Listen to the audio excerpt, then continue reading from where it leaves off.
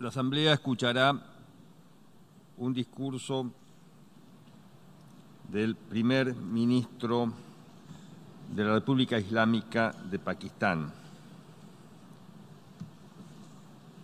Su Excelencia Imran Khan. Pido protocolo que acompañe a Su Excelencia. Tengo el gran placer de dar la bienvenida al señor primer ministro de la República Islámica de Pakistán, a quien invito a dirigirse a la Asamblea General.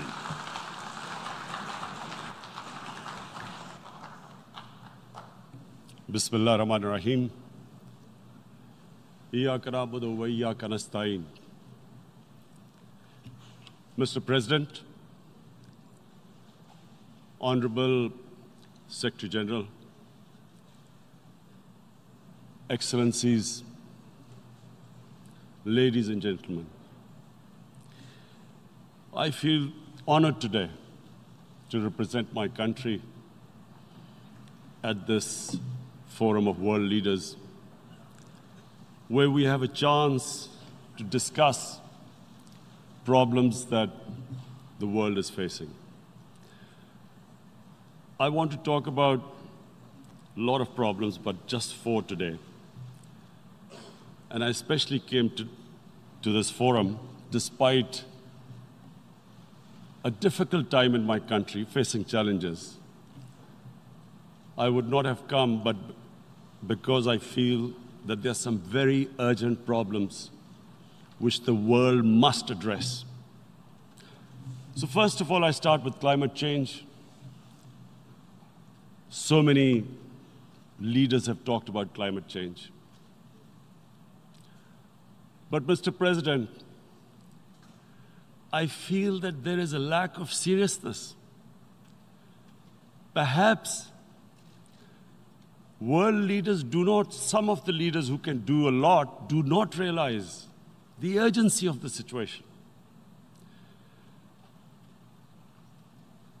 We have a lot of ideas, but as someone said, ideas without funding is mere hallucination. Pakistan, I'll give you start with my own country. Our country is amongst the top 10 nations in the world which are most affected by climate change. We depend upon our rivers. We are mainly an agricultural country.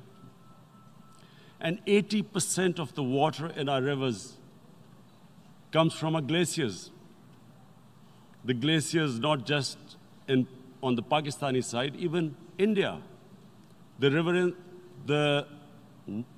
80% of the water in Ganges and the Indian rivers also comes from the glaciers, from the Himalayan glaciers, Karakoram, Hindu Kush. And these glaciers are melting at quite a rapid pace. We detected already 5,000 glacial lakes in our mountains. And if this keeps going, if nothing is done, we are scared that humans are facing a huge catastrophe. In my country, when my party came to power in the province of KP, we planted 1 billion trees in 5 years. Now we've set ourselves a target of 10 billion trees in Pakistan. Idea being to counter the effects of global warming. But one country cannot do anything. This has to be a combined effort of the world. My optimism comes from the fact that humans, the Almighty has endowed humans with great powers.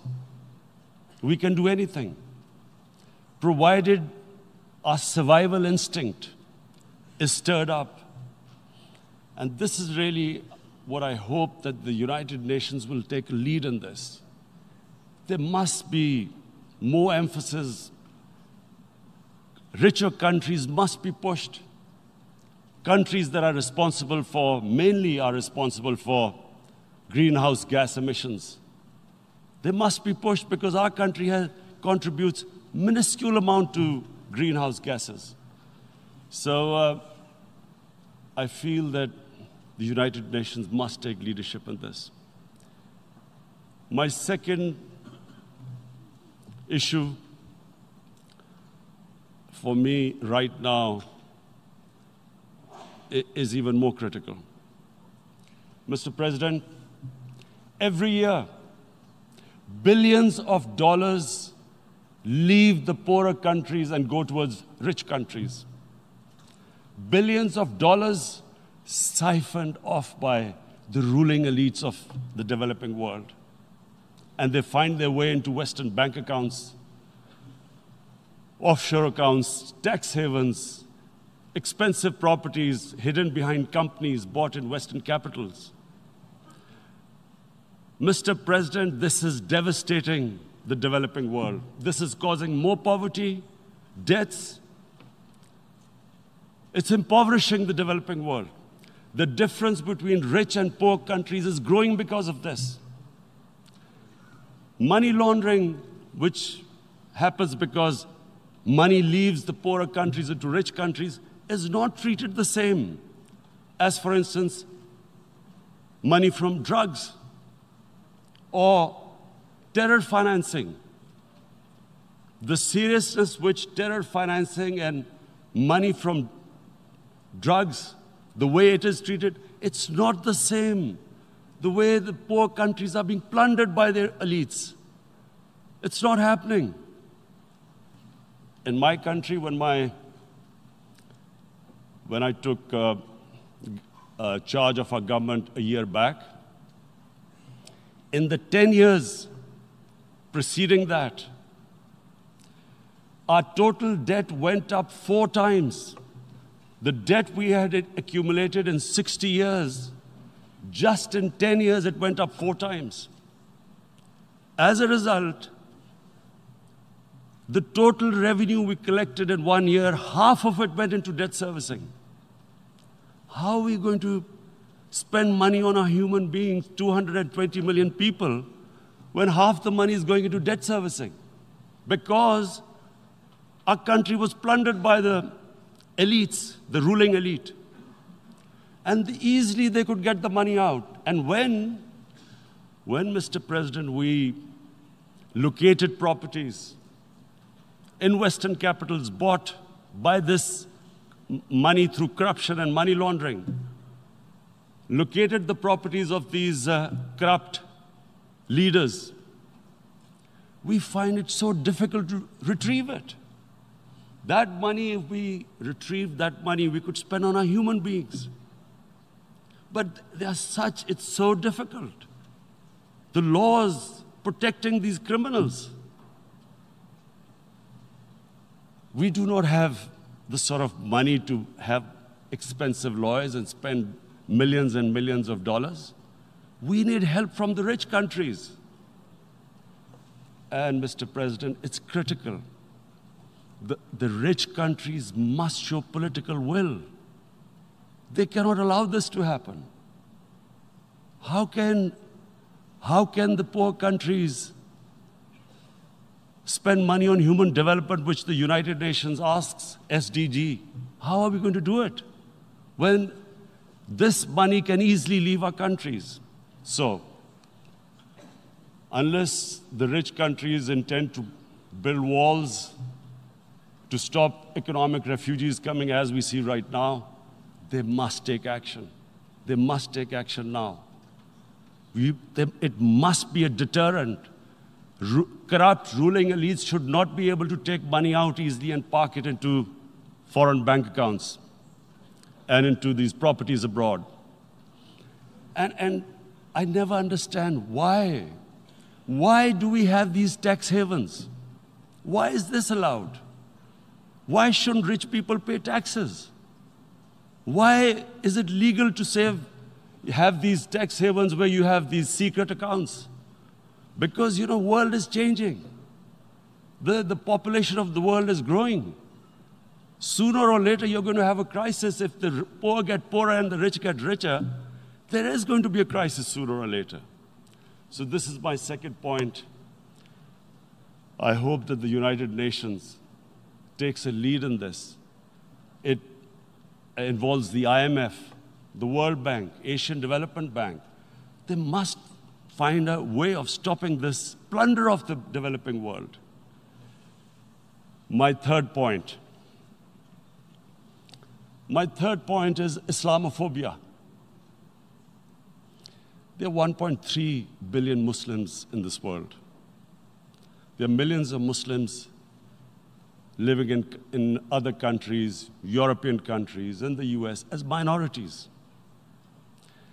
Islamophobia, since 9/11, has grown at a pace where it is alarming. Human communities live together. There should be understanding amongst them. But Islamophobia is creating a division. Muslim women wearing hijab, it's become an issue. It's become an issue in some countries. Hijab is some sort of a weapon. A woman can take off her clothes in countries, but she can't put on more clothes. How is this happening? Because of Islamophobia. And how did this Islamophobia start? After 9/11. And why did it start? Because certain Western leaders equated terrorism with Islam. Islamic terrorism. Radical Islam. What is radical Islam? There is only one Islam, and that is the Islam we follow of Prophet Muhammad sallallahu alaihi wasallam. There is no other Islam. Radical Islam, Islamic terrorism, what message did they send to people in the West? And why is there Islamophobia? How is a person in New York, in the Midwest, in the US, in European capital, how is he going to distinguish between who is a moderate Muslim and who's a radical Muslim? Because terrorism has nothing to do with any religion. This Islamic terrorism, Islamic radicalism, and sadly used by leaders, this has been the main reason for this Islamophobia. And it has caused pain amongst Muslims. We in Muslim countries watch this Islamophobia traveling abroad, and it's getting worse. And may I just say, Mr. President, that in European countries, it is marginalizing Muslim communities. And we all know that marginalization leads to radicalization. Some of the people who ended up as militants in Syria and other places were from marginalized Muslim communities. And my point here is that we must address this issue. I'm sad to say that we Muslim leaders have not addressed this issue either. After 9/11, when this thing came about war against radical Islam, rather than Muslim leaders trying to explain to the West that there is no such thing as radical Islam, in all human communities, they are radicals. They're liberals and rest are moderate. All human communities, Christians, Jews, everyone has it. But Islam is not radical, neither Judaism, neither Christianity, neither Hinduism. No religion preaches radicalism. The basis of all religion is compassion and justice, which differentiates us from the animal kingdom. But unfortunately, the Muslim leadership was so scared of being called radical Islam that all of them became moderates. In Pakistan, we were in the eye of the storm, and our government coined a phrase called enlightened moderation. No one knows what it meant, but everyone started putting on Western suits that they were moderates, started speaking. Even those who didn't know English would speak English because they were moderates. No one had a clue what it was. Because we, in the Muslim world, did not explain to the West that there is no such thing as radical Islam. One of the reasons why after 9/11, Islam was supposed to be equated with terrorism was suicide attacks. Because the 9/11 bombers did a suicide attack, all sorts of theories came up that the Muslims are involved in suicide attacks because they will get virgin in heavens. Some came up with, what about women, suicide attackers? So this bizarre thing happened. No one explained. Suicide attacks and Islam were equated. No one did research that before 9/11, the majority of suicide attacks in the world were by Tamil Tigers, who were Hindus. No one blamed Hinduism, and quite rightly. What has Hinduism got to do with what desperate people were doing in Sri Lanka?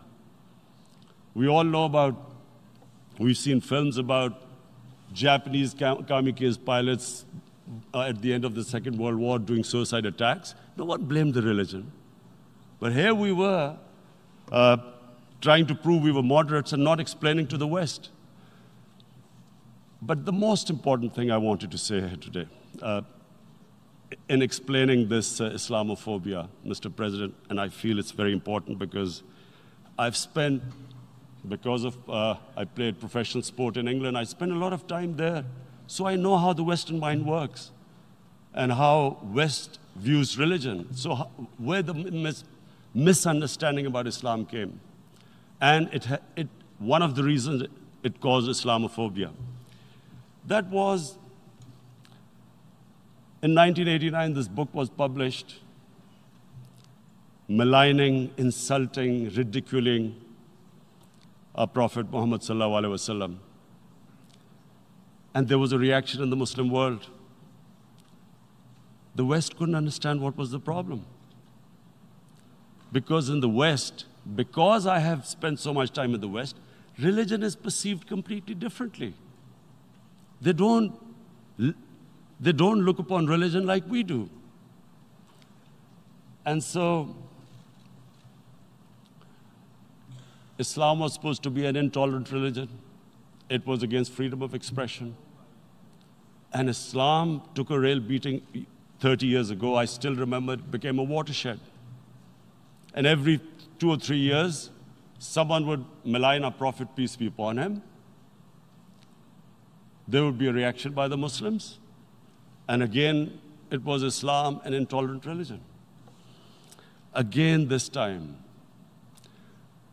I blame a certain section of the people in the West who deliberately provoked this, knowing the impact it would have. But the majority of the people in the West didn't understand. This is where, again, Muslim leadership let the Muslims down. We should have explained to them what our Prophet, peace be upon him, means to us. So in 1 minute, I'll try and explain what he means to us. Our Prophet was the witness to the divine book, the Holy Quran. The Holy Quran is the book of guidance for Muslims, and the Prophet's life was living the Quran. He was an example of what the Quran guided us to be. So he is the ideal we all try to get to. The Prophet created the state of Medina, the first state in Islam. That state was the basis of a Muslim civilization which became the predominant civilization for the next 700 years. And what was that state? I hear such strange things about Islam, that it is against women, it's against minorities. The first state of Islam in Medina, it was the first time a welfare state was set up. The state took responsibility of the weak, widows, orphans, poor people, handicapped. It taxed the rich, spent the money on the poor. The state announced that all human beings are children of Adam, hence equal, whatever the color of their skin. The state announced, the Prophet announced that, and slavery, the whole system depended on slavery as it did for many years in the Western societies. The Prophet said that one of the greatest deeds is to free a slave. But because the society depended on slavery, he said, but if you have to, treat them as an equal member of the family. And as a result, something happened in a Muslim world which hasn't happened in any other civilization. Slave dynasties appeared. Slaves became kings. The Mamluks, slaves who ruled Egypt. In India, there were slave dynasties. And then, with minorities, again, you hear that Islam is supposed to be against minorities. Let me just make this clear. In Islam, the Prophet announced that everyone was free to practice his religion. It was a sacred duty to protect the places of worship of all religions. He announced that every person is equal in front of law, whatever his religion or his color.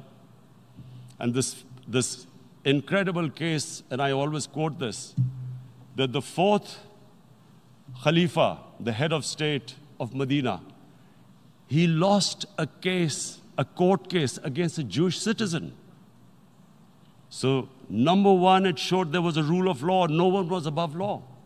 And number two, that a Jewish citizen was an equal citizen. So, Mr. President, when a Muslim society is unjust to its minorities, it is going against the religion of Islam and our Prophet, peace be upon him. So, it is important to understand this. The Prophet lives in our hearts. When he's ridiculed, when he's insulted, it hurts. As we human beings understand one thing, the pain of the heart is far, far, far more hurtful than physical pain. And that's why the Muslims react.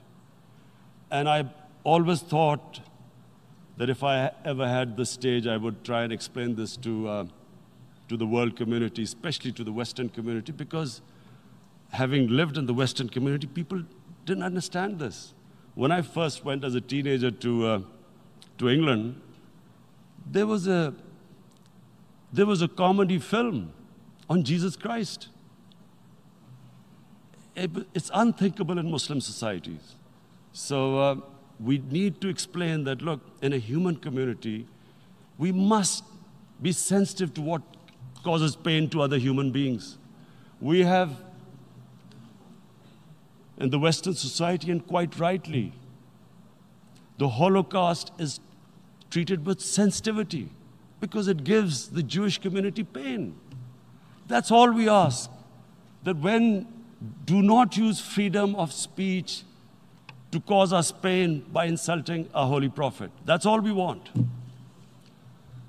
And now, the number fourth point, Mr. President, and this is the most critical point, is the reason why I especially came here.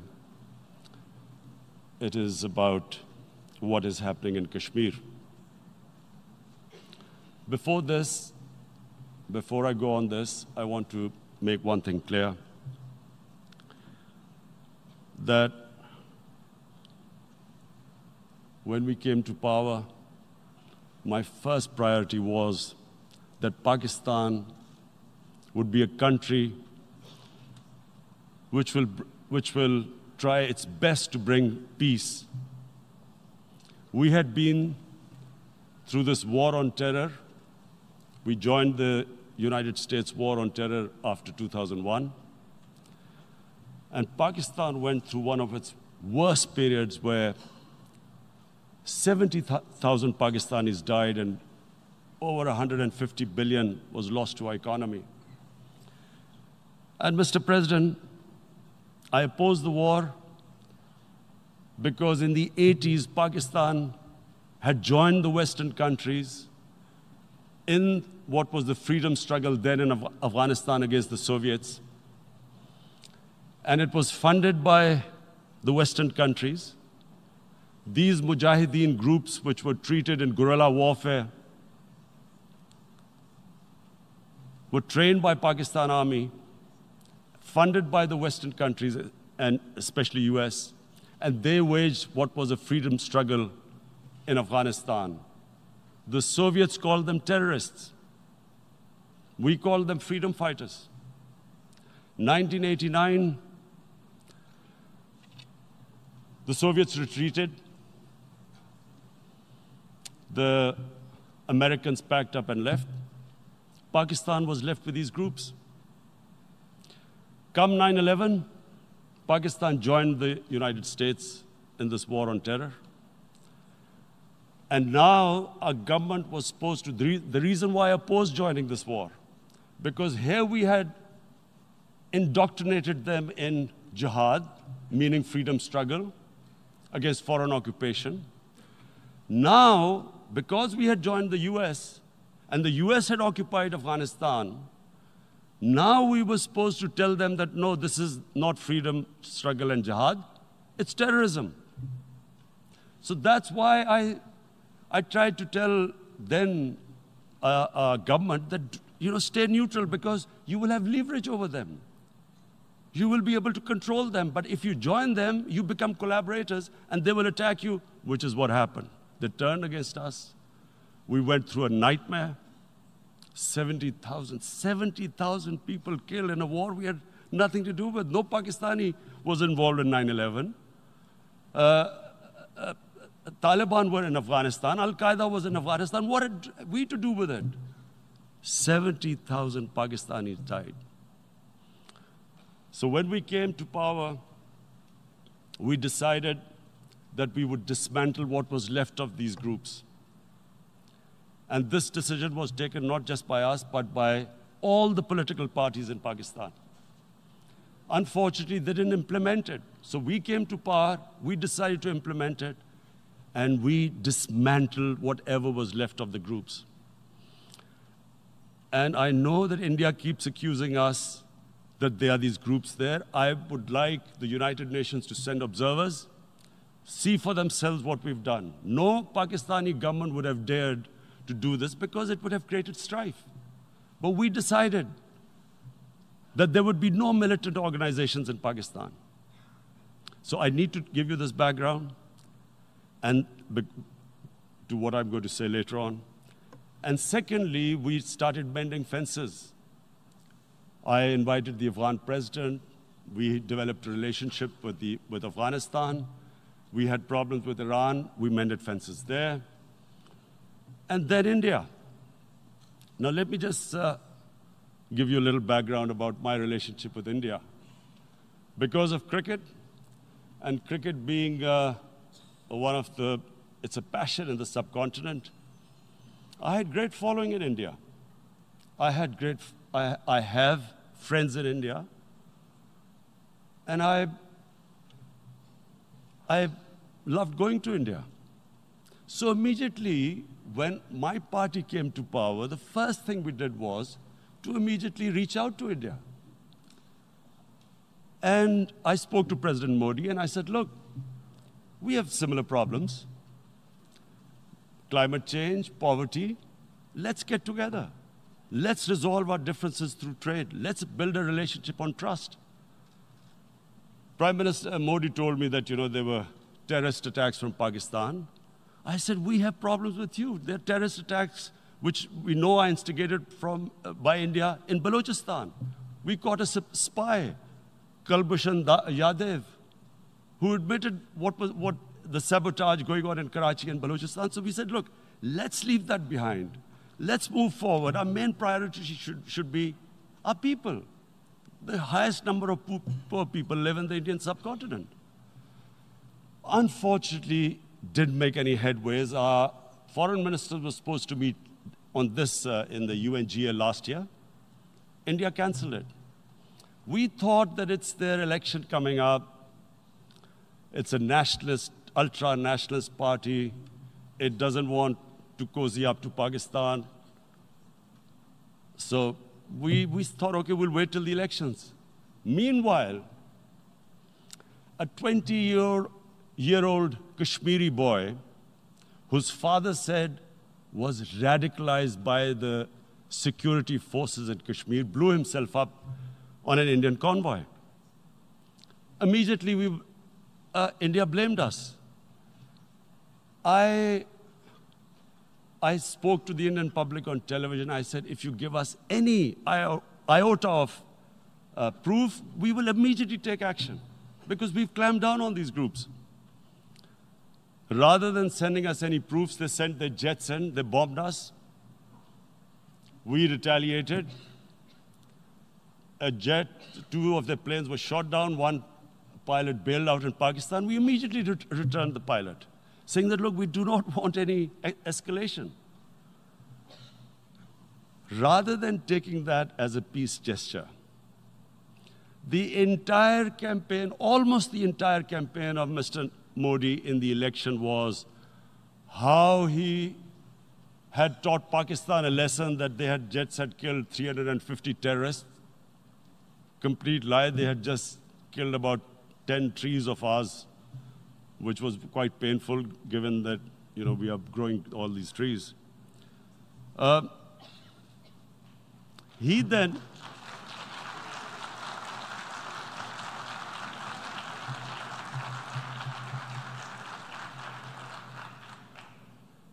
the election campaign, Mr. Modi used words like, this is just a trailer, the movie is about to start.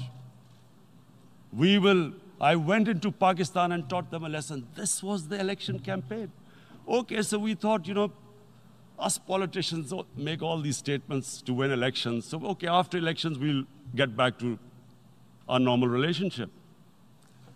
Well, the moment the elections ended, we approached India, no response, but then we discovered they were trying to push us in the FATF blacklist to bankrupt us. That's when we realized there was an agenda. And that agenda became obvious on the 5th August when India went against 11 United Nations Security Council resolutions, which say that Kashmir is a disputed territory and the people of Kashmir have the right of self-determination. They went against that. They went against Simla Accord, which is about bilateral, sorting out our differences through bilateral means, went against that. They actually went against the Indian Constitution. Illegally, they revoked Article 370, which gave Kashmir the special status. They got an extra 180,000 troops there. Total number of security forces in Kashmir now are 900,000. And they put 8 million people of Kashmir under curfew.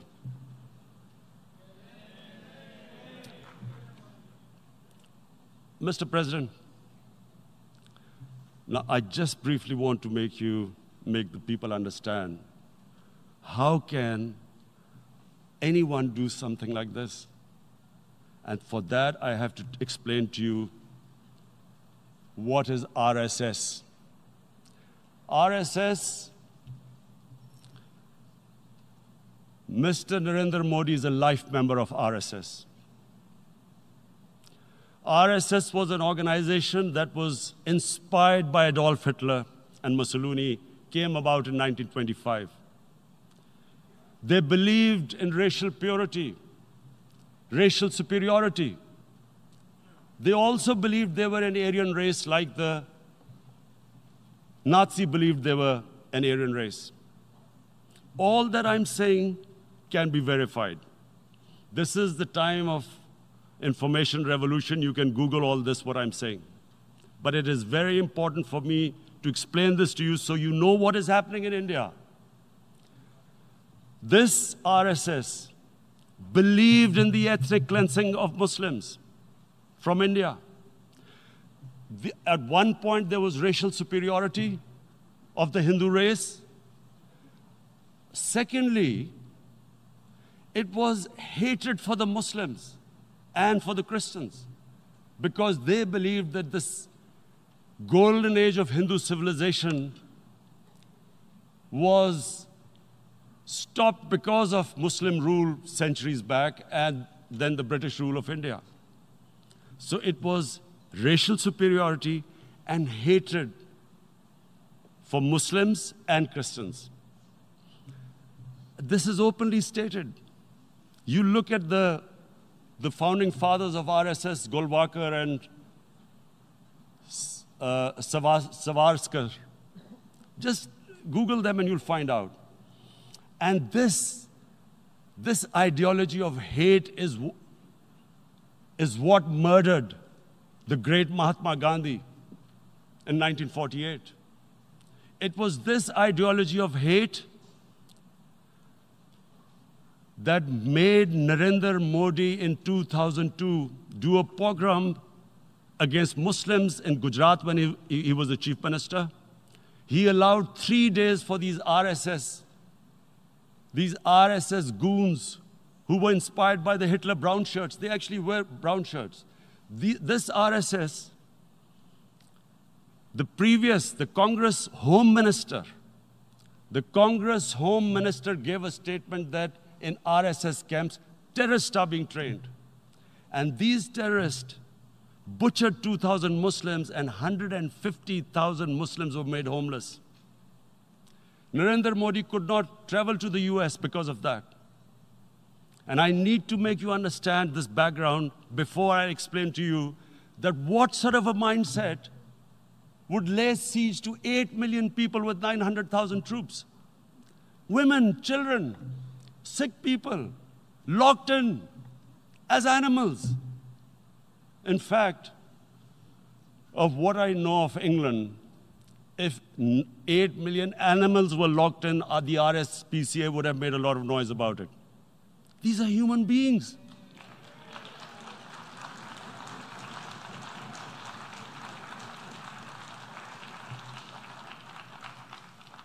And Mr. President, what comes with racial superiority, these illusions of Aryan superior race, is arrogance.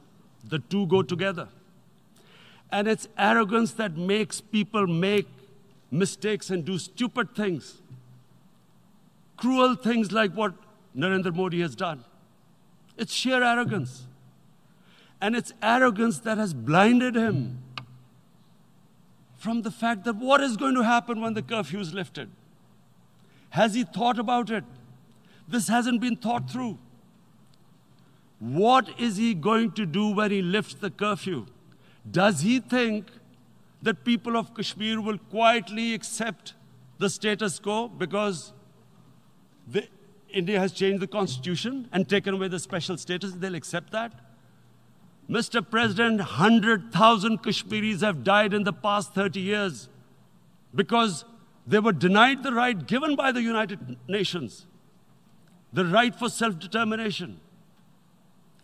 100,000 have died and 11,000 women have been raped. There are 2 United Nations human rights reports on this. The world hasn't done anything because India is a huge market, 1.2 billion people. Sadly, the material prevails over the human. But this has serious consequences. Again, I repeat, that's why I'm here. Look, what is going to happen when the curfew is lifted will be a bloodbath. The people will come out. There are 900,000 troops there. They haven't come to, as Narendra Modi says, he's done this for prosperity of Kashmir. This is supposed to be for the development. These 900,000 troops, what are they going to do when they come out? There'll be a bloodbath. Has he thought it through what happens then? Mr. President, has anyone thought that what happens when there is a bloodbath? What do you think the impact will have on people of Kashmir? What do you think they will think? The way they have been boxed in their houses, treated like worse than animals, no rights. Thousands of all the political leadership has been arrested, taken out of Kashmir. Even those Kashmiri leaders who were pro-India have been taken out. 13,000 boys have been picked up and taken to God knows which destinations. So what do they think? What will the people of Kashmir do when they lift the curfew? They will be out in the streets. And what will these soldiers do? They will shoot them. They've already used pellet guns, blinded young boys. In the last 6 years, the 5 years, the oppression that has gone on in Kashmir. And so, Kashmiris will be further radicalized. Mr. President, there will be another Pulwama. And guess what? India will blame us. They're already blaming us. They're saying all this is happening because of Pakistan. One of their defense ministers said, there are 500 terrorists lined up on the border to go in. Why would Pakistan send 500 terrorists when there are 900,000 troops? What impact are they going to make? What will they do? And why would? Don't we know that the moment there is some terrorist attack, all that will happen is there'll be further cruelty and oppression of the people of Kashmir. We will just give the 900,000 troops to further crush the people of Kashmir. And then we'll give the Indian government an excuse that, look, Pakistan is a terrorist state, and this mantra that has gone on, Islamic terrorism. The moment you use this catchword, Islamic terrorism, the whole world turns away. No one talks about human rights. You can do whatever you want, which is what has happened in Kashmir, because they keep using this word, Islamic terrorism. And this is what they're doing right now. What do we benefit from further increasing the cruelty on the people of Kashmir? And why would we want this? But there is no other narrative left for India. As when they lift the curfew, whatever happens, Pakistan will be blamed, and there is always a danger of another Pulwama. They might come and bomb us again, and then another cycle might start. And what does Narendra Modi think? That 180 million Muslims of India are thinking right now. Aren't they watching these Kashmiris stuck inside for 55 days they've been stuck in? Aren't they watching? What do you think? Don't you think that the Muslims will be radicalized in India? And I'm talking about 180 million people. And when they get radicalized, there will be some incident in India somewhere down the line. Again, we will be blamed. And I'm warning you right now, again, we will be blamed. And Mr. President, what about 1.3 billion Muslims who are watching this? And they know that it is only happening in Kashmir because they're Kashmiri Muslims. This is not happening to Kashmiri Hindus. They know that this is happening because of their religion. So what do you think they will be thinking? What do you think the Jewish community would think if they were, forget 8,000 Jews stuck like this? What do you think Europeans would think? What do we think? I mean, any human community, if their members are stuck like that, what do you think they will think? Are we a children of a lesser God? Is it not going to cause us pain? And then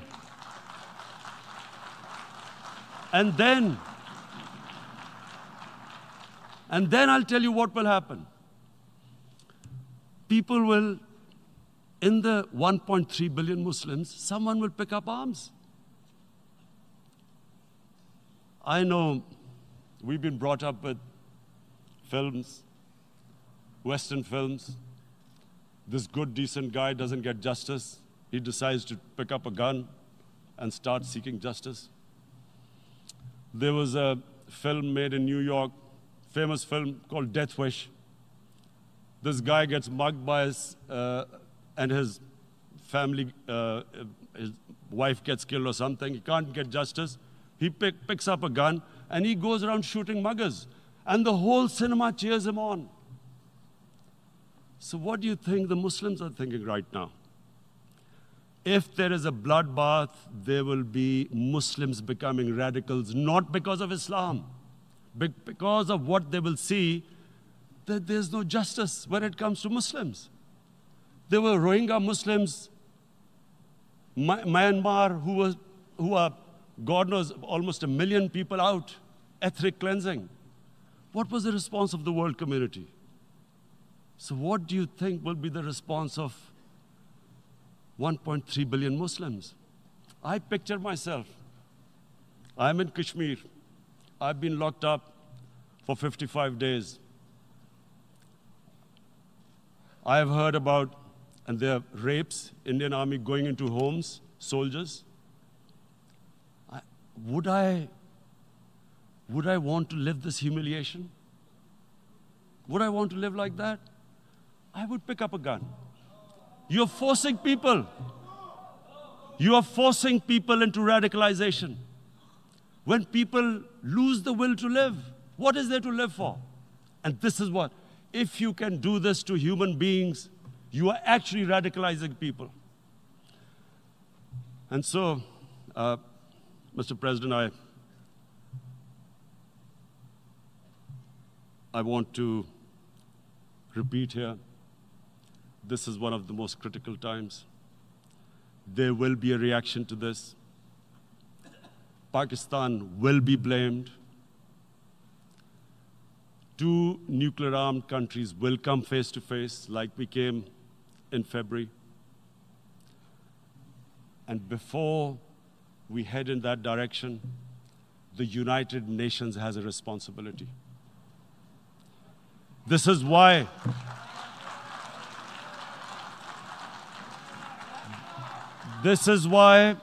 the United Nations came into being in 1945. You were supposed to stop this happening. I feel we are back to 1939, Munich. Czechoslovakia has been taken, annexed. What is the world community going to do? Is it going to appease a market of 1.2 billion, or is it going to stand up for justice and humanity?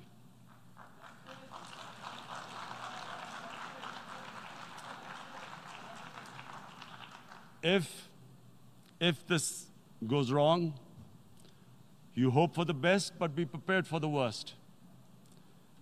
If a conventional war starts between the 2 countries, Mr. President, if a conventional war starts, and anything could happen, but supposing a country 7 times smaller than its neighbor is faced with the choice, either you surrender or you fight for your freedom till death, what will we do? I ask myself this question. And my belief is, La ilaha illallah, there is no God but one. And we will fight. And when